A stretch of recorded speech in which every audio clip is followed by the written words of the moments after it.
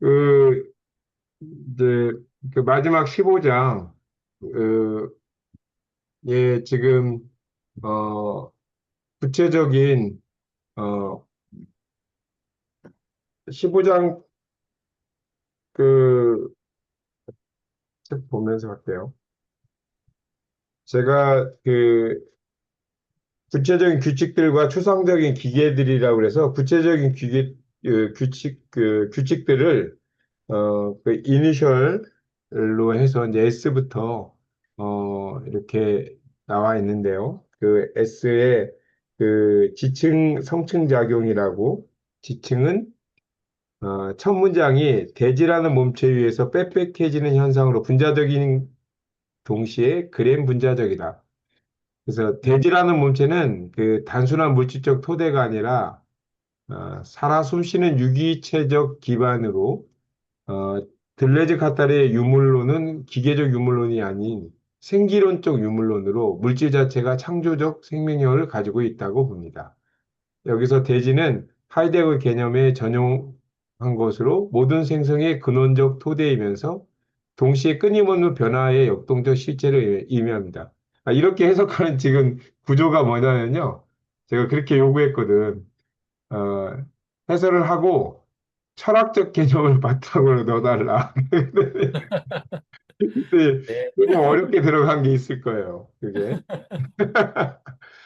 여기서 이제 우리가 문장 해석을 하기 위해서 그게 대지라는 몸체가 이제 그런 생기론적 유물론이라는 거고 빽빽해지는 현상은 그 물리적 축적이 아니고 질적 농축화 과정을 얘기해서 그거는 복잡계 이론의 창발 개념을 선취한 것이다. 그 음, 창발적 과정이라는 거예요. 이제 오히려 빽빽해지는 현상이라는 게. 그리고 음, 분자적인 동시에 그램 분자적이란 건 미시적 운동과 거시적 패턴이 동시에 작동하는 분자적인 동시에 그램 분자적이다. 미시적 운동과 거시적 패턴이 동시에 작동한다는 걸 의미해서 그 그램 분자적은 그 전체적이고 통계적인 거시 패턴을 가리키는 것인데요. 결국 그 전체적 질서가 다시 개별 요소들을 규정하는 순환적 관계를 나타냅니다. 음, 그래서 지층은 대질한 몸체에서 빽빽해지는 현상으로 분자적인 동시에 그램 분자적이다. 아, 음. 이게 다 포함하고 있다는 얘기잖아요. 그래서 네, 분자적인 맞아요. 거면서도 네, 그래 네. 분자적인 요소도 있고 지난번에 우리가 그 얘기했듯이 매끈한 선하고 그 홈페인 그 공간이 매끈한 공간과 홈페인 공간이 같이 있듯이 지층이 그렇게 돼 있다라는 거군요. 음, 네. 네. 그리고 성층작용은 카오스로부터 세계를 창조하는 것과 같으며 이 창조는 연속적으로 갱신되는 창조이다. 그리고 그 지층들은 신의 심판을 구성한다. 이것 때문에 여기 또 핵심 문제가 뽑았는데 카오스로부터 세계를 창조한다는 것은 질서와 무질서의 전통적 대립을 넘어서는 새로운 창조론입니다. 그래서 카오스는 그리스 신화의 원시 상태나 뭐 단순한 무질서가 아니고 우리 수없이 했으니까 아직 현실화되지 않은 무한한 가능성들의 잠재적 상태. 이제 저희는 그걸 이제 이해하고 있죠. 창조를 위한 그 전 단계가. 이는 베르그송의 순수 지속이나 화이트 헤비의 창조성 개념과 연결됩니다. 이렇게 이 철학적 개념이 연결해달라니까 이런 거 자꾸 다뤘네요. 교수님 검증, 이 거짓말은 제가 확인할 수가 없어갖고. 예. 그래서 동시에 새로운 가능성들을 열어놓는 이중적 작용을 합니다. 그래서 카오스의 세계 창조라는 건 저희가 이제 이 책을 보면서 저도 이제 이해했죠. 이게 그러니까 복합한 혼잡의 그런 개념이 아니고 청계의 고원에서는 오히려 순수 지속을 위한 무한 가능성의 잠재적 상태이다. 그리고 이게 음, 이 단어를 한마디로 카오스모스라고 하는 단어가 있었어요. 카오스모스. 카오스 모스요? 네, 그게 뭐냐면 카오스한 상황에서 코스모스한 어떤 세계를 이렇게 점진적으로 이렇게 만들어지는 예, 그 아, 카오스모스라고 하더라고요. 이 책에 있어요. 예, 맞아요. 본 적 있어요. 카오스 모스랑 하는 게 낫겠네. 그러면 이게 한마디로 카오스 모스네요. 예, 그러니까. 카오스모스 그게 이제 그 지층에서의 성층하는 성층의 내용인 거죠. 그, 카오스모스의 그, 전개. 그게 이제 그러니까 이제, 창조성이라는 게 다 같이 이렇게 들어갑니다. 음, 그렇죠. 그리고 연속적으로 갱신되는 그래서 창조. 천지창조처럼 한 번에 완성되는 창조가 아니고 매 순간 반복되는 창조다. 그래서 여기 이 반복은 단순 반복이 아니라 차이를 포함한 반복. 즉, 그 들레즈의 차이와 반복의 변집법적 관계를 또 여기서 얘기를 하고 있고 거기서 이 차이가 축적돼서 결국 질적 변화를 일으킨다는 거죠. 예, 이게 그 음, 반복되는데 조금씩 차이를 만드는데 이게 음, 변증법은 지금 사실은 해겔 철학의 핵심이잖아. 되게 중요 그거잖아요. 네. 끝판왕인데 해겔은 근데 최종의 마지막에 신을 뒀어요. 신의 어, 모습의 어떤 그 천상의 어떤 단계까지 그 가는 걸 목표인데 사실 들레즈에서는 차이와 반복이라고 하는 것은 그런 목표가 있는 게 아니고 계속 그게 뭐 좋아지든 나빠지는 개념이 아니라 어제와 다른 계속 반복되는 차이를 만들어가는 그 차이가 바로 창조다라는 거죠. 차이를 만드는 게 창조다. 해결에서는 어떻게 그 마치 위계로 위로 올라가는 어떤 그 네, 어떻게 보면 라인이 있다면 이거는 그런 것이 아니고 이것도 어떻게 보면 랜덤하게 계속 반복되는 예. 각각의 다 창조다 그런 개념인 예, 거죠. 그렇죠. 이게 목표가 있는 게 아니라 계속 그 예, 다른 어떤 연결들이 계속 되는 거죠. 연결 계속 예, 만들어지는 창조. 그렇죠. 창조가 다른 창조인 거죠. 이게. 저도 이제 주간 보고할 때 이런 거 많이 얘기해요. 그 친구들이 이제 보고를 하면 음, 그래, 이거는 너가 계속 일상적인 개발의 내용인데 그래, 어, 네가 만든 차이가 뭐냐? 어, 네가 네가 지금 나한테 보고하는데 만든 차이가 뭐냐라고 얘기를 물어보면은 애들이 배우님 무슨 말씀하시는 거지? 근데 이제 설명을 해주죠. 결국 네가 그 뭐 목표와 네가 만든 차이가 이 갭이 결국 갭을 계속 만들어 가는 게 네가 이 일을 하고 있는 이유다. 차이를 계속 만들어야 된다. 계속 음, 반복되는 거는 사실 음, 죽은 거다. 음, 예, 그렇게 하니까 이해를 하더라고요. 창조적으로 해야 된다라고 하면은 이해를 못 하는데 음. 지난주와 다른 차이를 만들어라. 그러면은 그게 이제 창조성 있는, 창의성 있는 일을 하게 되는 습관이 되는 것 같아요. 이것도 이게 저도 아주 중요한 공부법에 이걸 적용을 했는데 어쩌면 비슷해 하시는데 특히 이제 공부에 가장 중요한 게 루틴이라고 그냥 얘기만 하고 네, 이게 반복하는 게 엄청 중요하게 생각을 해서 예를 네, 들면 이제 어떤 그 수학이라고 한다면 그 동일 교재에 대한 똑같은 반복과 그 교재를 유사한 거를 차이를 두고 반복하는 거의 차이 이거의 네, 효과를 이렇게 비교할 수 있는데 이게 동일 반복을 계속했을 때 나오는 성과와 그걸 문제를 반복했을 때 나오는 성과가 사람마다 다르더라고요. 이게. 그렇죠. 사람마다 달라서 나는 그게 처음에는 혼돈이 갔어요. 네, 동일 반복을 했을 때 이것이 필요한, 그러니까 유사 반복을 하면 동일 반복 과정을 아예 시행을 못 시키는 거야. 거기에 리스크가 너무 딸리고 어떤 친구는 동일 반복을 해냈는데 결국에는 큰 성과를 못 올리는 이런 그 결과가 나와서 이걸 생각했을 때, 근데 동일 반복을 하더라도 그 동일 반복을 수행하는 교육 대상자가 그 동일 반복에 그 전과 같은 걸 하더라도 그 전과 다른 어떤 차이가 있어야 된다. 그 네, 맞아요. 차이가. 네, 그러면 똑같은 동일 반복이라도 예를 들어서 똑같은 반복을 하는데 교재 대상이 똑같은 동일 문제라고 해도 그 반복하는 방법이 다르면 동일 교재의 효과를 볼 수가 있어요. 네, 네. 그렇죠. 네. 그래서 이 차이, 차이를 나타낸 반복. 그러니까 질적 변화를 일으켜야 된다는 그 말이 예, 그 차이를 만들어내는 반복이 중요한 거지. 이게 유사 문제다 이거 아니고 여기에 변화 아예 차이를 반복, 야, 이게 그런 거 적용할 수도 있겠구나, 이런 생각을 했죠. 예. 예, 그러니까 그게 근데 그 차이는 되게 보이는 거잖아요. 근데 그 창의성 있게 해라고 하면은 사실 보이지 않는 건데, 그래서 요 단어가 저도 상당히 그 직원들하고 얘기할 때 많이 되는, 그들에게 격려가 도움이 되는 그런 얘기들인 것 같아요. 음, 나는 차이와 반복 많이 좋은 것 같아요. 그래서 이게 신의 심판은 니체의 도덕의 계보학에 나오는 개념으로 선악을 구분하고 가치를 위기하는 초월적 권위, 모든 초월적 권위를 나타낸다. 그래서 푸코의 규율 권력과의 개념과도 연결되는데 권력이 단순히 억압하는 것이 아니라 주체를 생산하면서도 동시에 통제한다는 관점과 유사하다.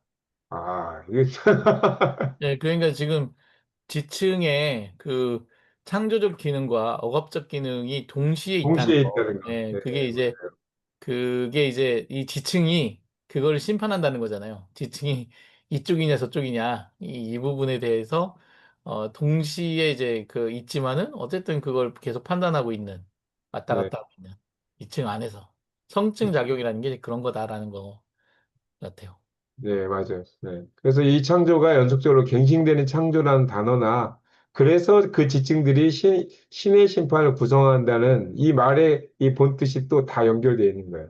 네, 네. 그러니까 매끈한 공간과 홈페인 공간을 서로 그 계속 왔다 갔다 하는 거, 그 안에 이제 성층작용이라는 게 그런 음, 것들을 포함하고 있다. 왔다 갔다. 네, 음, 네, 맞습니다. 그래서 너무 갑작스러운 탈지층화는 자살적인 것이나 암적인 것이 될 위험이 크다.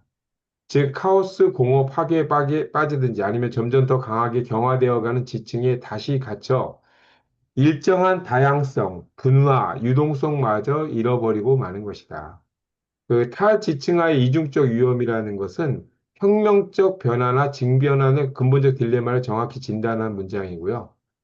그리고 왼쪽 위험, 카오스의 공허 파괴. 이거는 모든 구조와 질서를 부정하는 무정부주의적 파괴 충동을 의미합니다. 오른쪽 위험 점점 더 강하게 경화라는 것은 그 변화에 대한 두려움이 오히려 억압적인 질서로의 회귀를 만든다는 파시즘적인 반동을 의미한다는 거예요. 야, 이게 지금 두 쪽이잖아요. 지금 위에 음, 68형경이라고 하는 네, 극좌적인 어떤 경향과 음, 극좌, 그리고 극 위에 파시즘적인 어떤 것들이 있다. 이 두 가지가 이제 지층에서 나타날 수 있다. 근데 네, 그게 그렇게 되면 이제 사실 문제가 된다는 얘기잖아요. 그렇죠? 네, 네, 네. 그, 그러면 이제 그게 모든 다양성이나 우리가 네. 생각하는 그 분화, 유동성 이런 것 자체를 이제 그 잃어버린 그 경화 과정이라는 거죠. 네, 네. 극단주의로 가면 안 된다. 네, 맞아요, 맞아요. 그 얘기예요, 그 네, 얘기. 여기 지금 이게 지층이 이제 이렇게 돼야 된다. 예, 다양성과 분화와 유동성이 있어야 된다. 예. 이게 다양성 문화 유용성이라는 것이 차이 자체, 이걸 잃어버린다는 것이 이게 이런 것들, 독재, 지금 말씀하신 이런 것들의 차이 자체를 말살하는 전체주의 폭력이라는 거죠. 예. 네, 그래서 그 지층의 결론은 창조와 통제의 변증법적 관계, 즉 모든 혁명적 실체는 양극단을 피하는 아주 신중한 규칙들, 구체적인 규칙들이라고 그랬잖아요. 네. 구체적 규칙들을 필요로 한다는 게 결론이란 겁니다. 네.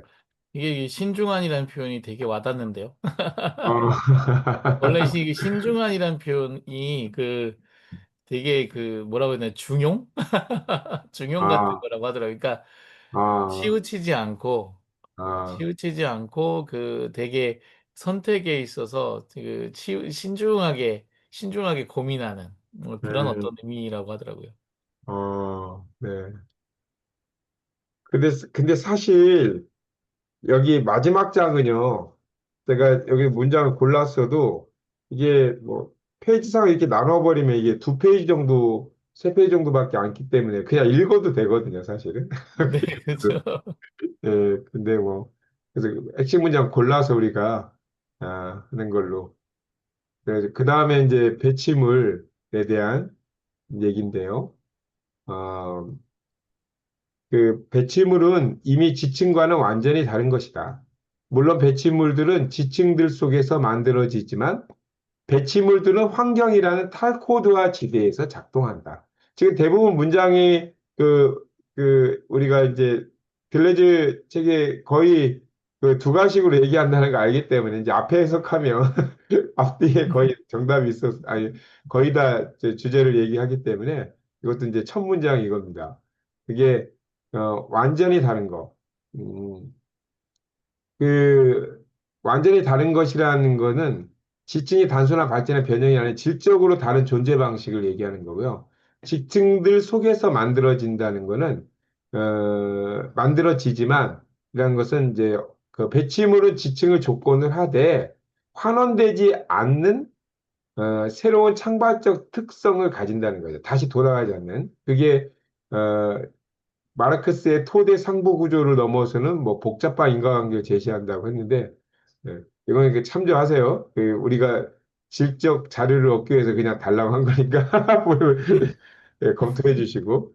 그 탈코드화 지대라는 것은 기존 코드 체계가 해제된 영역을 뜻하지만 이는 무법지대가 아니라 새로운 법칙이 생겨나는 창조지대라는, 탈코드화 지대가 이제 창조지대라는 걸 우리가 알고 있죠. 그래서 그 질적 다른 존재 방식으로서 그 환원되지 않는 그 지층들 속에서 환원되지 않는 이 배치물들이 결국은 새로운 법칙으로 창조되는 지대로서 작동한다는 얘기죠.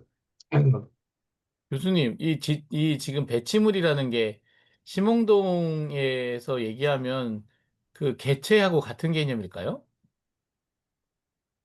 개체하고는 다르죠. 배치물이라는 거는 그, 결국 그 배치의 근데 결과물들이지. 배치를 하고 나서 최종 그 결과물의 어떤 한 시점에서의 상태가 개체가 될 수 있겠죠. 그쵸. 배치를 하고 나서 네. 한 시점이 개체가 되죠. 그럼 배치물은 조금 더 연속적인 건가요? 그건 뭐가 지금 진행되고 있는 상태. 물은, 그게 나중에는 개체가 되겠지. 예. 아, 그러면 배치라는 단어와 예. 배치물이라는 단어와 그러면 이게,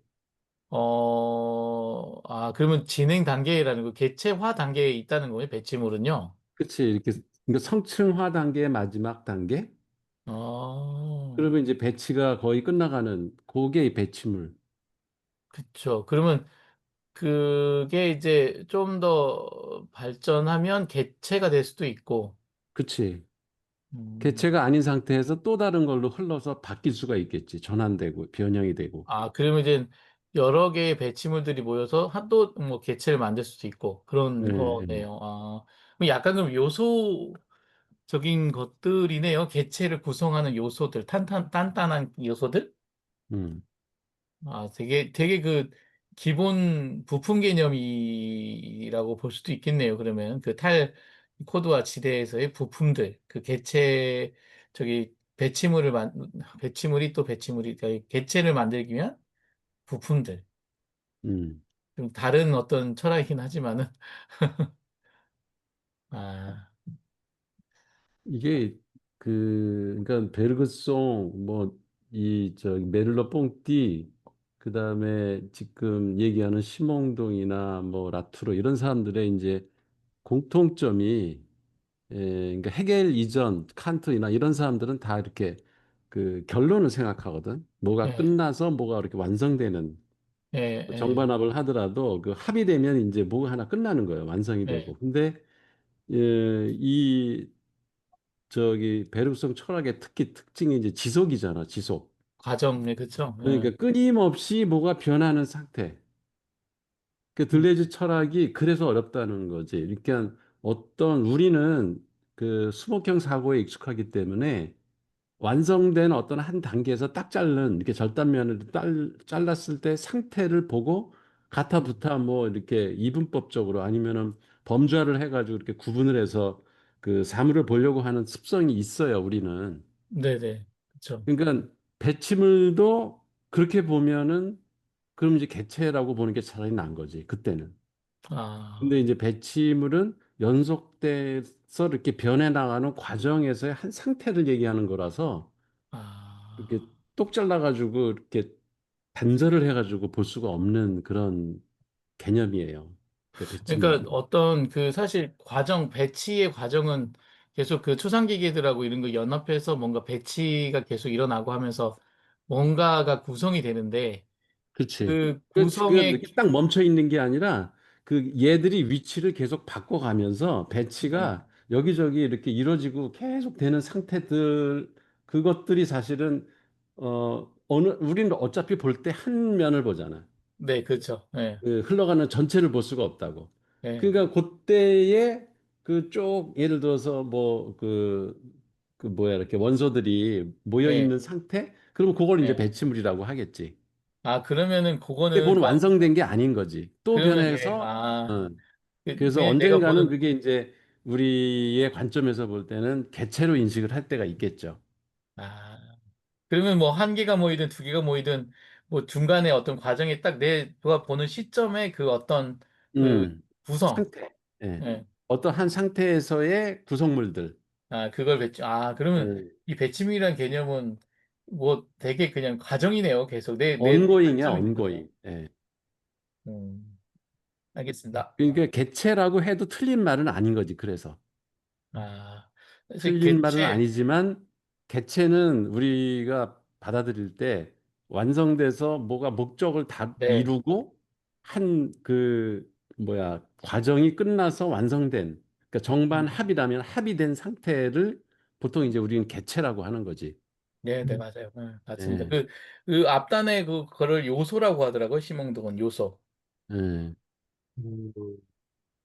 네, 근데 이제 그렇게로 이제 배치물로 특히 개체로 단어를 표현하지 않고 배치물로 표현한 거는 여기서 얘기하는 그 배치물의 그 숨은 뜻 자체가 그 우리가 얘기하는 뭐 거기 권력이나 그거의 또 관계라든지 이게 그 안에서 움직여질 수 있는 그 단어의 어떤 확장성이 더 다르기 때문에 그런 거 아닐까요?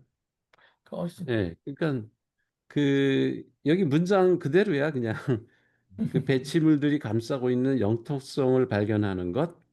그 이제 영토라고 안 하고 영토를 발견한다 그러면은 배치물이 마치 개체인 것처럼 보이잖아. 예, 네, 그렇죠. 예. 네, 근데 영토성을 발견한다는 거는 영토성 하면은 그것도 잠재성이야. 영토화 될 수 있는, 예, 네, 그쵸. 영토화될 수 있는 가능성을 가지고 있는 가능성. 어떤 그 에너지들의 그 이렇게 뭐야 모임 그 음, 네. 집합 상태를 가리키는 거라서 음, 음, 그런 거를 발견하는 거다. 그러니까 그 이건 계속 그 유동적으로 변해 나간다라고 하는 걸 전제로 하는 이게 단어들인 거예요. 이게 전부 다. 음, 그러네요. 이제 알겠네. 음. 그리고 그 비슷한 얘기를 여기 하는데 배치물들의 첫 번째 규칙은 배치물들이 감싸고 있는 영토성을 발견하는 것이다. 그 첫 음, 번째 규칙이라는 것은 그 아까 지층에 제시된 구체적 규칙들이 여기 A에서는 배치물에서는 구체적으로 어떻게 적용되는지를 보여주는 방법론적 연결고리인데 추상적 이론이 아닌 실천적 분석을 위한 첫 번째 단계로 포코의 개발적 방법과 유사하게 겉으로 보이는 현상 뒤에 숨겨진 권력 관계를 발견한 것과 같습니다. 음, 그래서 감싸고 있는 영토성이란 영토성은 배치물의 외부에 있는 것이 아니라 배치물의 내부 구조를 이루는 핵심 요소라는 거죠. 그래서 그 세계, 하이데거의 세계 내 존재 개념과 유사하지만 존재론적 차원이 아닌 실천적 차원에서 작동합니다. 모든 실천과 담론은 특정한 영토적 기반 위에서 작동하며 이 영토성을 무시하면 배치물을 제대로 이해할 수 없습니다. 야, 이게 결국은 잠재, 포텐셜 에너지 같은 음, 걔가 가지고 있는 어, 그, 거기에 정보가 들어가 있는 예, 그 정보를 가지고 포텐셜 에너지가 뭔가 음, 생성해 가고 있는 과정이네요. 예, 음, 음, 맞아요. 그러니까 예, 하이데거가 얘기하는 그러니까 나라고 하는 존재, 그러니까 사람. 이게 음, 사람이 특이한 존재인 거예요. 그러니까 요 앞에서 왜 존재론적 차원이다 그러잖아. 그게 무슨 네. 말이냐면 고정되어 있는 어떤 실체가 존재야.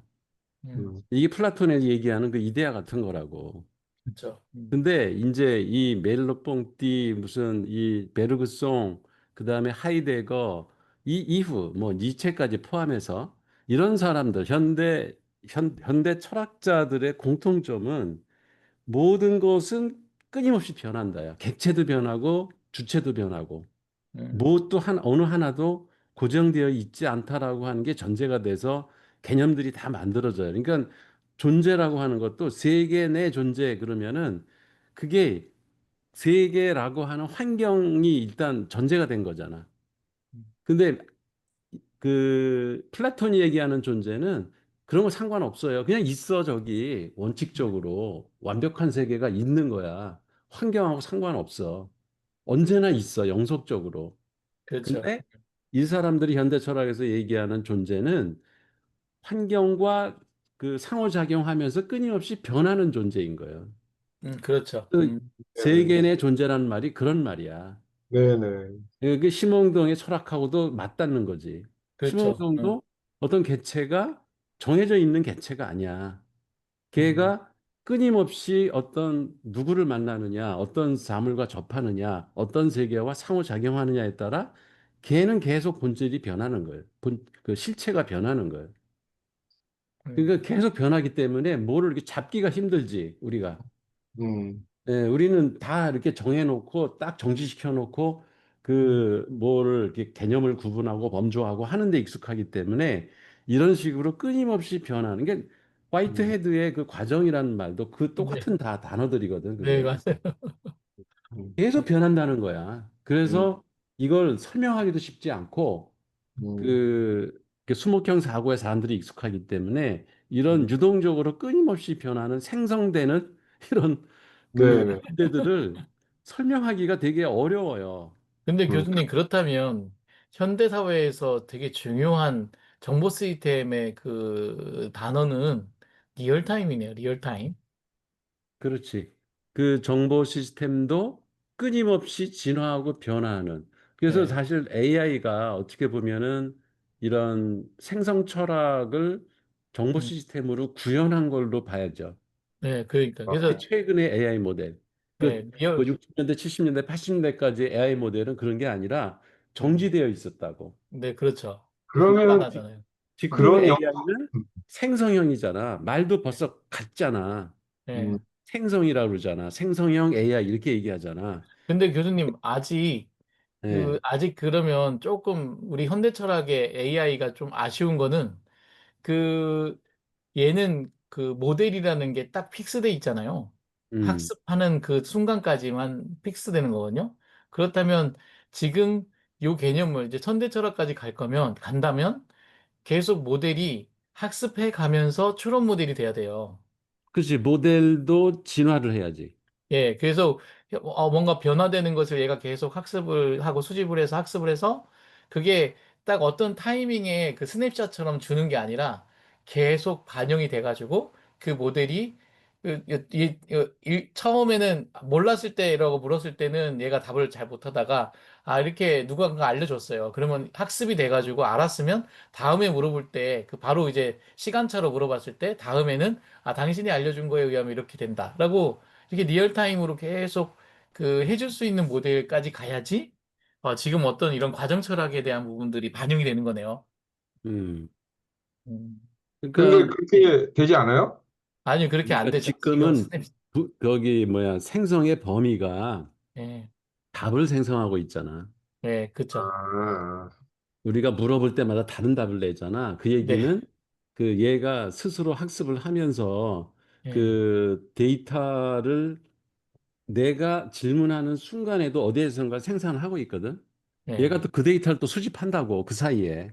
네, 그래서 그 다음 질문할 때는 다른 답을 또 내요. 그러니까 계속 생성을 얘도 하는 거야. 근데 그게 데이터의 재조합 수준에서 하는 거지. 그렇죠. 예, 그걸 우리가 보통 이제 AI 모델이라는 게 그런 데이터들을 어떻게 조합하고 이걸 뭐 라지 랭귀지 모델이니 이런 음, 언어 처리 그 방법론 같은 것들은 AI 모델을 개발해 놓으면 그건 픽스돼 있어. 픽스돼 그거 있죠. 지금은 누가 잘 만드냐가 예, 경쟁이라고 지금 오픈 예, AI가 그렇죠. 잘 만드느냐 뭐 어디 네, 마이크로소프트 잘 만드느냐 이제 그런 경쟁인데 지금 박주환 대표 얘기는 그 모델조차 AI 모델이라고 하는 그 프레임워크이잖아. 음, 그러니까 새로운 데이터 답을 만들어내는 그 틀조차도 계속, 변해야 된다 이거지. 예, 그렇죠. 고정된 게 아니라. 그래야 진정한 이 과정 철학을 반영한 AI를 개발했다고 얘기할 수 있지 않겠냐 그런 거지. 그 사실 맞습니다. 우리 지금, 머리는 그렇거든. 우리 우리 인간의 뇌는 그렇죠. 머리는 네, 뇌는. 어제 누가 나한테 들레주에 대해서 물어봤을 때 대답하는 방식과 예, 지금 그렇게 공부하고 나서 예, 내가 들레주에 대해서 누가 질문했을 때 내가 대답하는 거는 이 레퍼런스도 다르고 모델이 예. 달라졌어 벌써 나는. 벌써 달라진 거죠. 예, 맞아요. 달라진 모델을 가지고 대답을 해서 내가 지금 대답하는 거는 픽스된 모델을 갖고 대답하는 게 아니라 모델도 변하고 그 대답하는 방식도 변하고 이게 다 변한 거예요. 예, 그렇죠, 그렇죠. 그러니까 인간을 거기까지 쫓아가려면 인간의 그런 지적 능력을 쫓아가려면 인공지능이 아직은 한 단계 조금 덜 가고 있다. 뭐 그 얘기 덜 아니에요? 뒤에 있는 거죠. 예, 맞아요. 음. 이게 되게 그렇게 그 비교해서 설명하니까 요즘 기술 가지고 하니까 설명이 훨씬 이해가 쉽습니다. 음, 네. 할까요? 네. 네. 그래서 그 배치물의 첫 번째 규칙은 배치물이 감싸고 있는 영토성을 발견하는 것이고 항상 그런 영토성이 하나 있기 때문이다. 항상 있는 거죠. 그 환경에 따라서 그 배치물의 그 영토성이 언제나 그 배치물을 감싸고 있는 구조에 따라서 있는 거죠. 예컨대 그 베게트의 등장인물들은 쓰레기통이나 벤치에서 하나의 영토를 만든다. 그게 베게트의 사회가 사멜 베게트의 연극, 엔드게임이나 고도를 기다리며 등장인물이 가장 비참한 소외된 조건에서도 창조적 거주가 가능함을 보여주는 게 이제 문학적 증명이라는 거죠. 그 최소 공간에서도 여기에서도 역시 그 자신만의 리듬과 의례를 만들면서 영토성의 창조를 만들고 있다는 거죠. 네. 따라서 매 경우마다 무엇을 행하는지, 그리고 무엇을 말하는지 둘 다 찾아내야만 한다.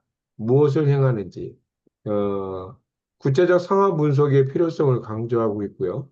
그리고, 무엇을 행하는지 실천적 차원을 가리키는, 기계적 배치물로, 어, 그, 담론적 실천과는 구별되는데, 여기서는 말이 아닌 몸의 움직임, 도구의 사용, 공간의 변형 등 물질적이고 신체적인 모든 활동을 포함합니다. 예를 들어서 혁명 상황에서의 바리케트를 쌓는 행위, 점거하는 행위, 행진하는 행위 등이 이에 해당한다.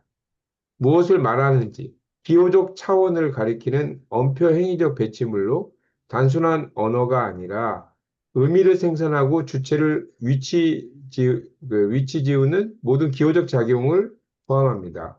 여기선 구어 선언문 상징의 칭문까지도 포함됩니다. 중요한 것은 말이 현실에 미치는 수행적 효과입니다. 둘 다, 그래서 이론과 실천의 전통적 분리를 거부하는 말과 행동의 통합적 접근을 의미합니다. 이는 마르크스의 실천적 유물론을 더욱 급진화한 것으로 이론 자체도 하나의 실천이며 실천 자체도 이론적 함의를 갖는다는 관점입니다. 그래서 음, 현실에서 사회운동의 구호와 행동이 분리될 수 없다.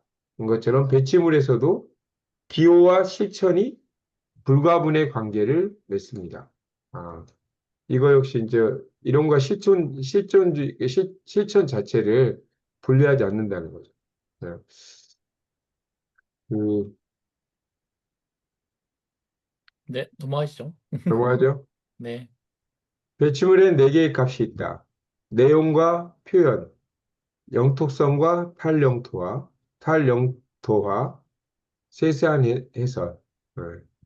어, 여기 뒤에 네 개의 값은 배치물 분석의 완전한 좌표계, 음, 두 개의 축은 수직축과 수평축. 수직축은 내용과 표현이고, 수평축은 영토성과 탈영토화. 여기 역동적 관계가 내 값이 고정되지 않고 끊임없이 상호작용하는 거고, 그 분석의 도구는 추상적이 아니라 구체적 분석을 위한 실용적 도구이다. 그 뒷문장이 좀 빠졌네요. 네. 음, 그래서 배치물은 지층의 안정성을 완전히 거부하지 않으면서 팔코어드화된 지대에서 새로운 창조를 가능하게 하는 중간적이면서도 혁신적인 조직화의 원리이다.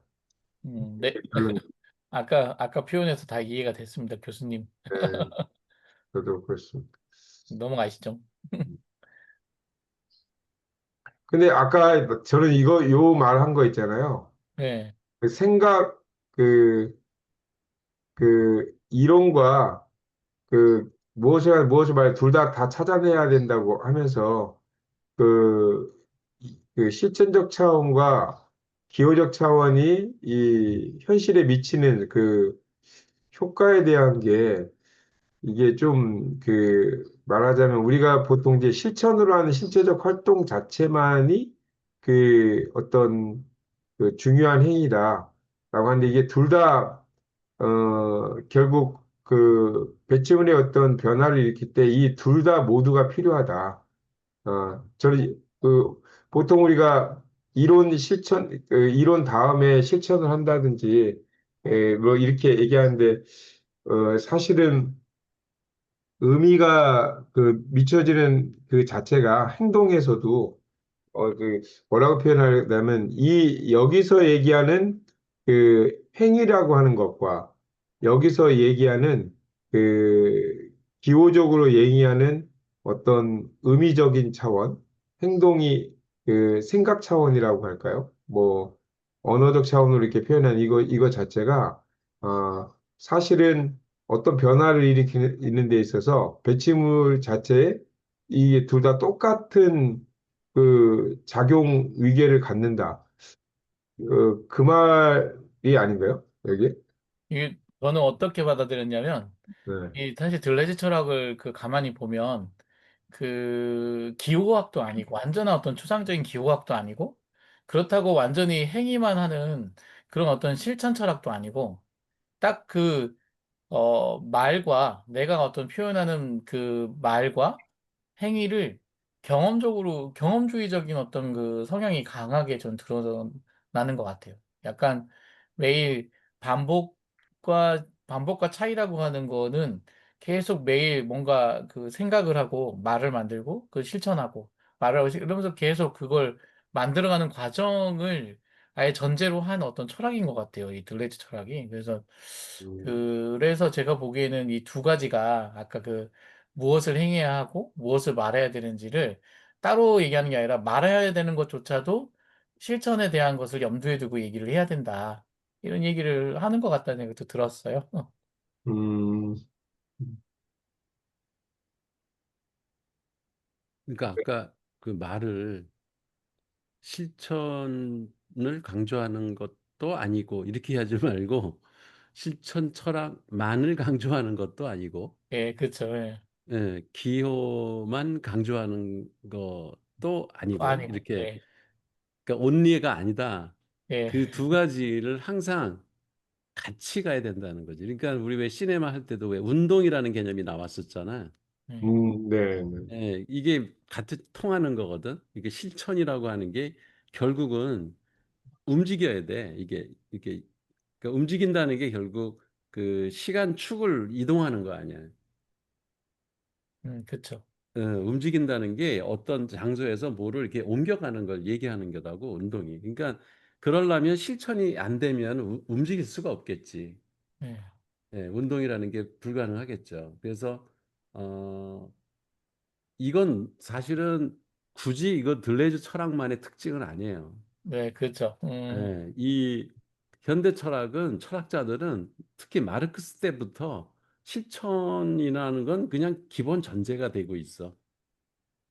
음. 실천을 안 하면 모든 건 다 정지되어 있기 때문에 철학을 할 필요가 없어. 아, 그렇잖아. 그, 이동을 하고 움직이고 뭔가 변화에 갈 때 여기서 전환, 변이 이런 단어들도 나오는 게 전부 다 그 실천을 전제로 한 단어들이야. 그렇죠. 근데 우리 그 뭐야 TV나 이런 데 보면 실천하고 따로 노는데? 이 문제 있네. 같이 가야 돼. 음, 그러니까 아주 옛날 동양 철학하고 이제 그런 면에서는 통하는 거지. 예, 그쵸. 말만 하고 실천은 안 하고 그러는 거는 아무짝에 쓸모없는 지식인 거고. 예.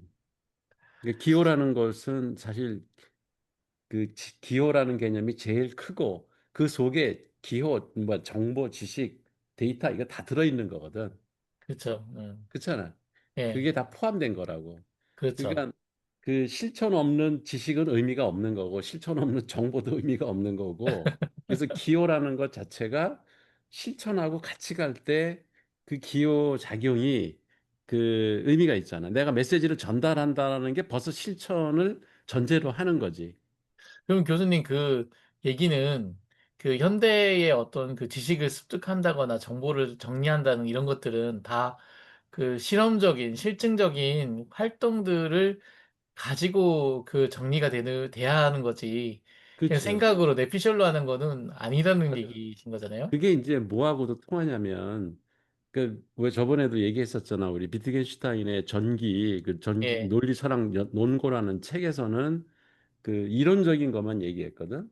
그러니까 예. 거기는 실천이 빠진 거야, 사실은. 아, 네네네. 그 기호 체계 안에서 어떤 사물에 대해서 우리가 언어를 그 언명을 할 때, 그러니까 문장을 네, 만들어서 명제를 만들 때 우리가 실천할 수 없는, 그러니까 실천이 가능한 뭐 이런 전제가 사실 숨어 있는데 그게 그냥 이론적으로 어떤 사물 대비 그 기호 문장이지. 이게 일대일로 딱딱 일치하는 말만 하지 우리가 확인할 수 없는 신의 세계라든가 절대 세계라든가 이런 얘기는 하지 말라가 그게 그 트랙타스 논리철학 네네. 연구의 첫 번째 얘기였거든. 네, 맞습니다. 예. 네. 그러니까 거기에는 실천이 빠져 있는 거예요. 음, 근데 퍼스의 철학이 들어가면서 아, 이게 실천할 때는 이제 환경 변화가 일어나잖아. 음, 똑같은 사물과 기호 간의 관계가 어떤 그 환경을 만나느냐에 따라 시간과 장소, 주체에 따라 달라진단 말이야. 의미가, 의미작용이. 그걸 이제 그 후기 그 뭐 철학 논리인가 거기서 받아들인 거거든. 그러니까 음. 거기에도 벌써 이제 그 실천의 의미가 아, 가미가 된 거거든. 그러니까 현대 철학은 그렇게 발전을 해왔다고. 아, 예. 그러니까 실천이라는 게 빠지면은 여기서 하는 말들이 다 의미가 없어요. 네. 리좀이라는 것도 실천이 전제가 될 때 그게 뭐 뻗어나가는 거 관계가 되는 네트워크든 거죠. 뭐 예. 뻗어나면서 이렇게 노드도 생기고 새롭게 또 망이 생기고 이러는 거지. 그 실천을 안 하면 그 뭐가 생겨? 그냥 정지돼 있는 거지.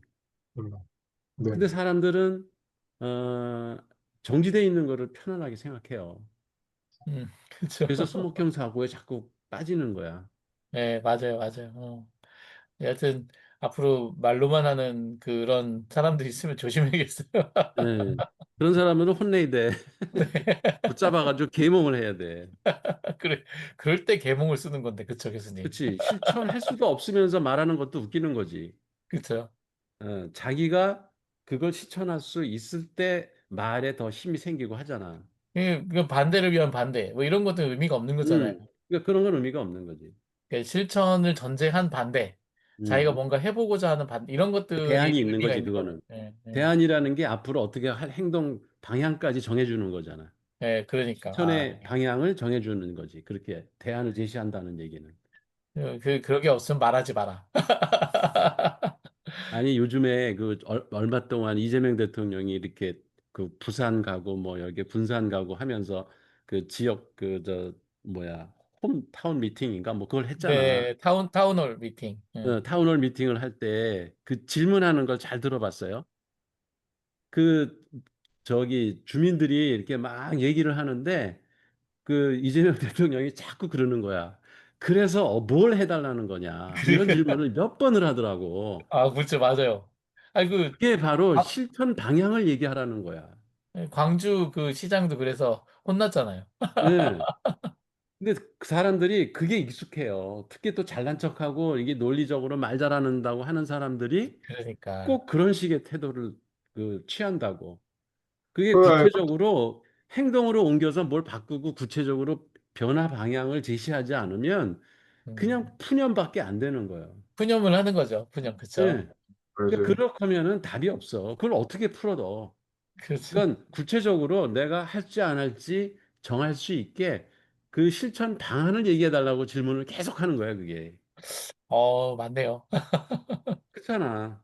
네, 그러니까 우리 그 회사에서도 어떤 직원이나 이런 사람들이 말을 할 때 그런 식으로 얘기하는 사람 속 터진다고. 그렇죠. 그렇죠. 이것도 네, 안 되고 그래서 저것도 안 되고. 어쩌라고. 그 다음에 어떻게 할 건지 대안을 얘기해. 그러면 내가 그걸 받아들인지 안 받든지 의사결정을 할 텐데 그게 아니라 그냥 현재 문제점만 그냥 얘기하고 논리적으로 이런 건 모순이 있다 이런 얘기만 하지. 네, 그러면 구체적으로 실천 방안에 대한 얘기는 없어. 네, 그럼 맞아요. 그걸 진짜 찝어서 고민 얘기를 해야 제대로 되죠. 안 한 거야, 그건. 찝어서 얘기를 하도록 만들어야 돼요. 그러니까 교육도 사실은 그렇게 훈련을 시켜야 돼요. 학생들 교육할 때 구체적으로 지가 실천할 수 있는 음, 그 방법론까지 가야 그게 이해한 거고 문제를 풀 수 있는 능력이 생겨야 그게 진짜 지식을 얻은 거지.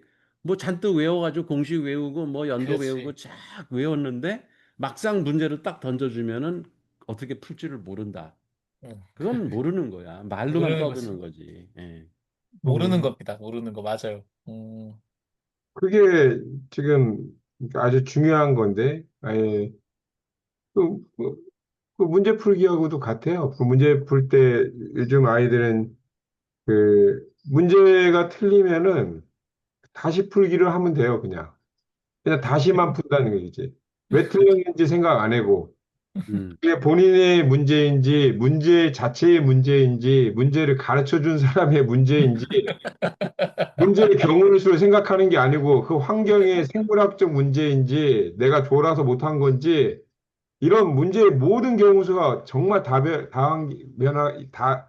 여러 환경이 있어요. 근데 그걸 단 한 번도 생각하지 않아요. 그래서 애들이 가장 많이 문제 인식을 못하는 것 중에 하나가 문제가 틀리면 예를 들어서 자기가 풀 수 있는 건데 틀렸다면 그 한 단어로 다 끝내. 그냥 실수했다. 근데 그 실수라는 그 지점의 경우의 수가 너무 많은 거예요. 그러니까 다음에는 거의 90% 이상 실수예요. 아, 예, 문제 해결을 못했으니까. 그치. 예, 문제를 해결한 게 아니고 그냥 그 동일 문제를 그냥 다시 한번 풀어본 거에 지나지 않은 거예요. 예, 그치. 예, 그렇지. 예, 그렇죠. 예. 맞네요. 자기가 이해하지 못한 거네요. 네, 네, 그 리좀이네, 리좀. 리점입니다. 조금 빨리 하겠습니다. 지금부터 이제 그 양은 많으니까 보시면서 제가 건너뛰면 어, 태클을 걸으세요. 네. 어, 같이 보면서 그러니까 리좀 하겠습니다. 지층뿐 아니라 배치물도 선들의 복합체다. 이거는 뭐 이 자체로도 첫 번째 문장이다. 지층뿐만 아니라 배치물들도 선들의 복합체다. 선들의 복합체라는 것이 당연히 다양한 선들의 교차가 얽혀져 있는 교집합을 구성한다는 거죠. 개별적 실체가 아니라. 그래서 현실에서도 우리가 개인이라고 부르는 것도 실제로는 모든 관계에서의 무수한 선들이 만나는 한 지점일 뿐이라는 거죠. 음. 그래서 지층과 배치물과 리좀의 연속성, 이 세 개념이 단계적으로 발전하는 것이 아니라 동일한 현실을 다른 각도로 분석하는 상호 보완적 관계라는 겁니다. 지층이 안정화의 관점이라면 배치물은 조직화의 관점이고 리좀은 연결의 관점에서 이것은 같은 현상으로 본다는 거죠. 네. 음, 음, 선의 그 우선성, 이거는 데카르트 이외 서구 철학의 기본 단위였던 점, 점이 아니라 선, 관계, 운동, 과정. 그러니까 선의 이제 고정에서 이제 유동으로 움직이는 걸로 해서 선의 존재의 기본 단위라는 혁명적 선언이라는 거죠. 보통은 기본 단위를 점으로 봤다는. 이는 양자역학의 파동 입자 이중성이나 과정 철학의 사건 중심적 사고와 공명하는 관점입니다. 그래서 복합체라는 것은 역동적 상호작용을 통해서 존재하는 전체를 의미합니다. 교수님, 다음 철학은 면이 나오겠네요. 이걸 넘어설 수도 있지. 예, 점 나왔고 선 나왔으니까 다음은 면이죠. 면은 이미 나왔잖아. 그 플랑. 아, 플랑이 면이, 아, 음. 아, 어, 그런, 그 사실은 지층도 면이야, 면. 면이, 아니, 차원이, 그러면 3차원이 나와야 되는구나. 그러니까 성층은 벌써 3차원이지. 그럼 뭐 다 나온 거네요? 다 나온 거야. 지층 한 면은 그게 면이잖아. 예, 근데 그게 쌓이잖아. 예, 그쵸. 그러면 성층이 되면서 그 배치물들이 생기잖아, 여기저기. 그러네. 거기에 예, 그 쌓이는 그게 생기는구나. 그러면 뭐 다 예. 나왔네? 이미 다 뭐, 씨, 나올 나왔어요. 거 없네. 나올 게다가 거 없다라고 운동, 전제하지 마. 운동으로다가 시간이 이동하면 4차원까지 나온 거야.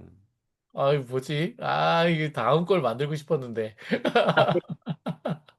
나는 그 역삼각형 여건뿔이 있었잖아, 왜? 네네. 여건뿔이 시간축을 따라 움직이는 거 보고, 4차원 철학이 이미 끝났구나 생각했어, 그때. 역시 교수님. 알겠습니다. 그럼 방법이 없네.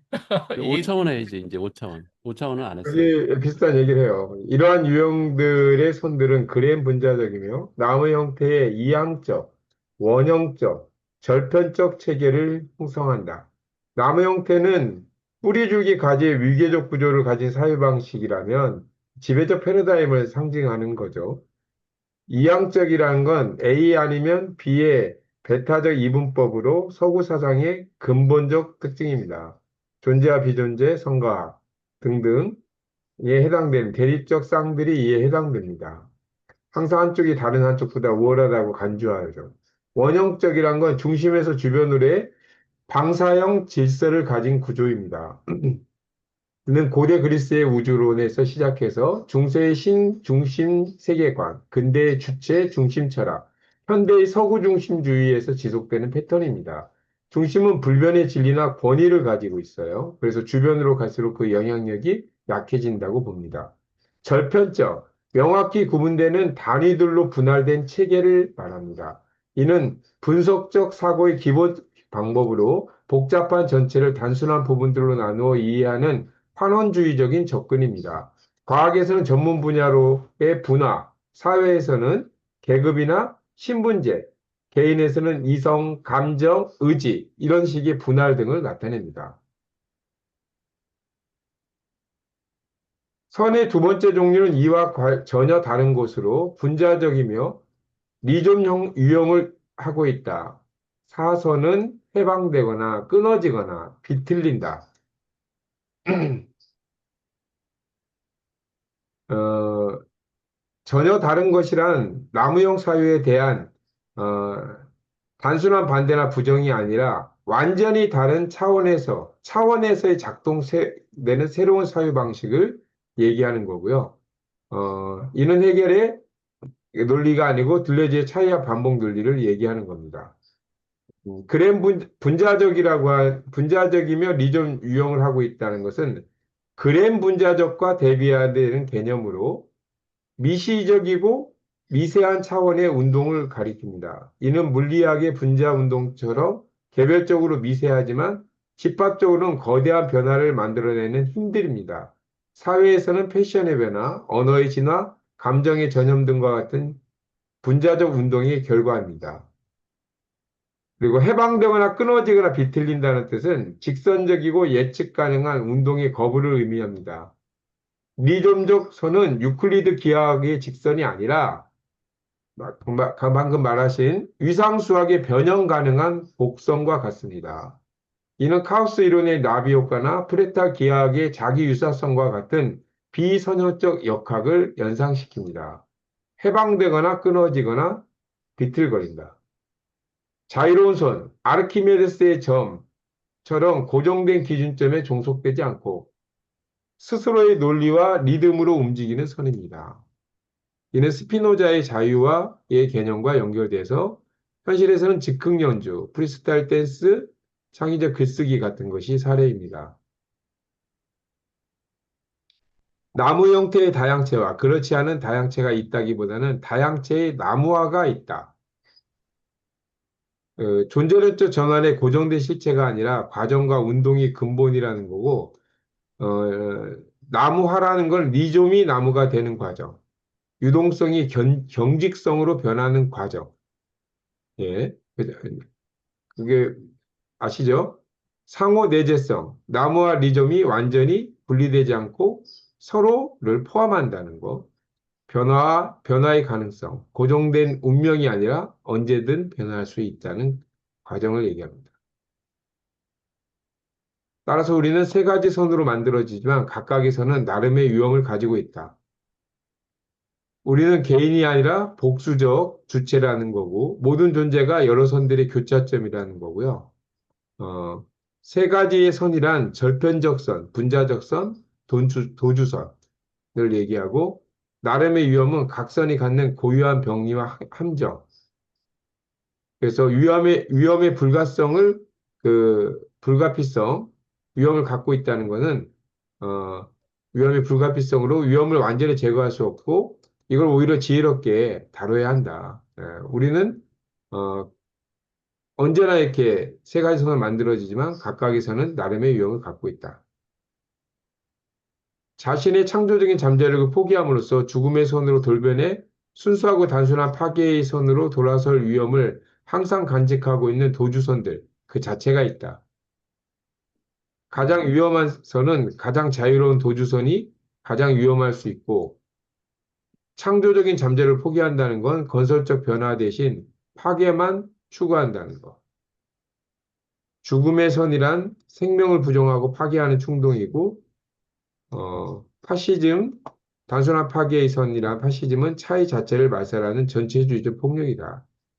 그래서 리좀의 결론은 가장 자유롭고 창조적인 사유와 실천의 원리이지만 동시에 가장 위험한 개념, 창조적 잠재력과 파괴적 위험성이 동시에 존재하는 거다.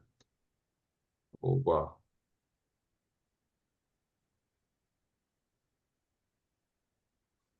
그 파괴적 위험성이 결국은 창조니까 그게 그 파괴적 위험성을 가지면서 창조를 해야 되는 거니까 그때 지혜가 참 발휘돼야겠네요. 근데 이제 이게 그 지금 파시즘이라든지 마약과 이런 것들에 의한 도주라고 하는 게 그 도주선이라는 게 이제 그런 것들로 갈 수도 있다라는 그런 거기 때문에 위험할 수 있다라는 거죠. 리좀의 연결이 그거하고는 뭐 그런 그때 위험 얘기하면서 그 얘기를 했었던 것 같아요. 마약하고 그 파시즘 금이 포함돼 있다라는 거죠. 아무리 그 안에 그램 분자적 안에도 그게 포함돼 있고 분자적인 흐름에서 파시즘으로 흘러갈 수 있는 위험이 있다. 이런 얘기를 많이 했었던 것 같아요. 음, 음, 그러니까 탈주한다, 뭐 탈영토화, 탈코드화 이게 다 이제 공고한 기존 그 굳어진 상태에서 이렇게 벗어나려는 힘이잖아, 그게 다. 네, 그렇죠. 그건 항상 위험을 내포하고 있다는 거지. 네, 그러니까. 그 저번에 유목민들의 그 뭐야 이렇게 전쟁 국가 장치라고 하는 곳에서 유목 기계가 작동하는 때도 그게 늘 위험을 내포한다고. 인간 그 폭력적으로 나타날 수도 있고 그 탈주 과정이 그 혁명 이런 걸로 그뭐 안정된 국가였는데 어떤 갑자기 그 혁명가가 나타나 가지고 나라를 혼란에 빠뜨릴 수도 있고 그런 상황인 거지. 그게 다 위험이 그런데 이제 그게 어, 그 위험이 극대화되고 잘못되면 이런 파시즘적 경향을 보일 수도 있고 그게 탈주하려는 힘이 세다 보니까 그런 극단적인 힘이 나오는 것 같아요.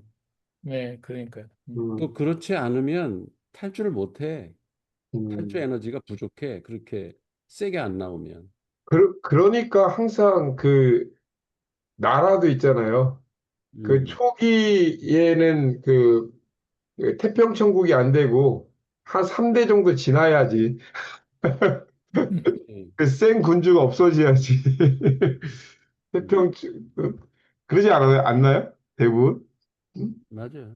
음, 그러니까 국가 체제가 안정되는 데는 상당히 시간이 걸리고 네, 그 처음에 이제 혁명적으로 생긴 국가 안에서는 끊임없이 그런 불씨가 있다고. 우리 네. 이조 시대도 보면 알잖아. 네, 그 도주선들이 이게 복합적으로 항상 탈주하기 위해서 필요한 힘이기 때문에 그 그거를 탈주선들이 잘 수용해 내면 국가 네, 장치가 이제 튼튼해지는 거지. 공고해지고 네, 그렇죠. 안정화되지. 그렇죠. 예, 근데 이제 걔들이 나태해지면 이제 새로운 혁명 세력이 나타나서 국가를 번복하는 경우도 있고 심지어는 나라가 망할 수도 있지. 그렇게 하다가 잘못하면.